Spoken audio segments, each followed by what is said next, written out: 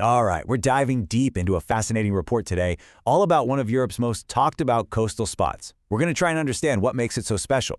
We're decoding the crown jewel of the Lisbon Riviera, Cascais. You know, this quote right here, it really sets the stage for everything we're about to talk about. The whole vibe of the Lisbon Riviera isn't about being loud or flashy. It's something else, something more like an understated, quiet confidence. And that's a really interesting idea we're going to dig into. So that brings us to the big question. What is the proposition here? What's the secret sauce? Why are all these savvy executives, families, and investors picking this specific spot over other, world-famous luxury destinations? Let's find out. Okay, first up, a European coastal dream.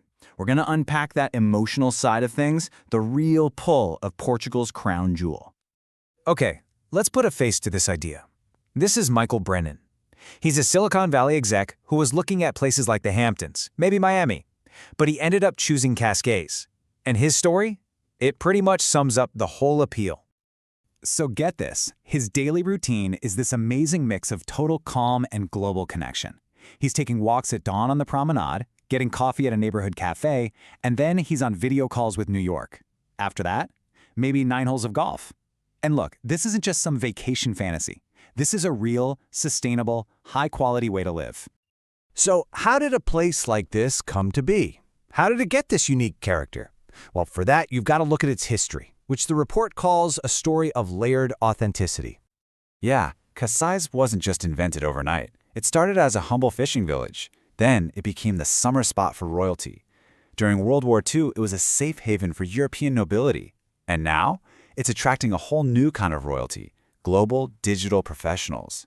Every single one of these layers added something new, without erasing what was already there. All right, let's get into the nitty-gritty of the lifestyle today. We're talking about the commute, the culture, and the community. Listen to this from an executive who actually moved out of Lisbon's city center. She talks about this trade-off. She gets all the culture and restaurants plus the ocean, cleaner air, and just space. Things you just can't get in the city. The commute, she says, is a small price to pay for all that. And that idea of a commute being a small price to pay? Well, this really puts it into perspective. The 35-minute train ride into Lisbon is beautiful, right along the coast. It's described as decompression time. Now compare that to a typical commute in London. 74 minutes, crammed into a crowded tube.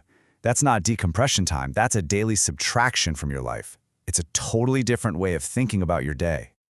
And what about for families? Well, the case is just as strong. It's consistently one of the safest areas in all of Portugal, but the education piece is huge. Think about this. There are 7 different international schools, all within a 15-minute drive. That's not just an option. That's a whole ecosystem built for international families. Okay, let's talk about something you probably haven't thought of, but it's a massive deal: the climate. The report calls it the Atlantic Advantage. So the headline number is 300 sunny days a year. Awesome, right? But here's the kicker. It's not just the sun. It's the constant, cool breezes coming off the Atlantic Ocean.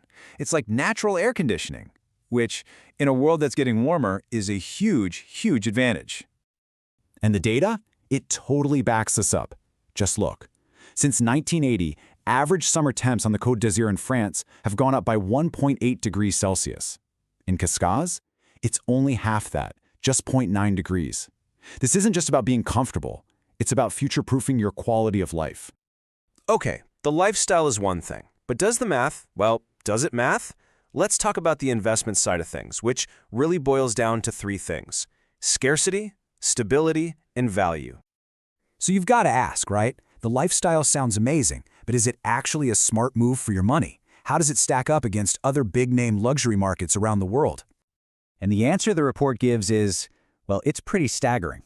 A comparable villa in Cascais could cost you 40% less than the same kind of place in La Jolla, California.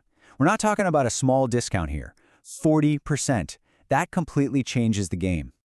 Let's break it down by price per square meter.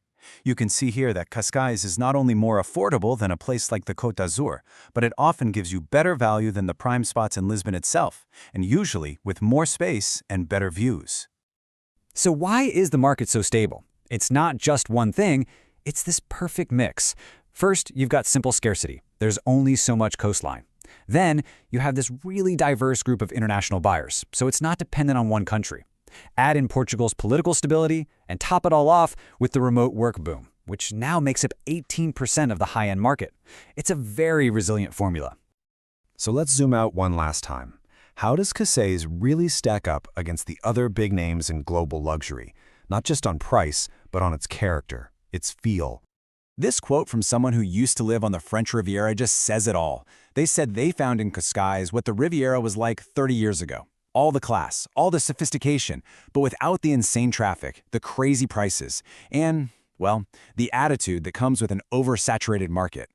And the comparison to Marbella in Spain makes the picture even clearer. It's a totally different vibe. Marbella is all about that exuberance, the nightlife. Cascais is more about discretion, about daylight pleasures. It's about quiet enjoyment over loud spectacle. So when you put it all together, this is the Cascais proposition. It's this incredible blend of deep history, stunning nature, and modern convenience. It's not a flashy resort you visit for a week. It's a real place for year-round living that somehow manages to feel completely Portuguese and effortlessly international at the very same time. And all of this leaves us with one big final thought.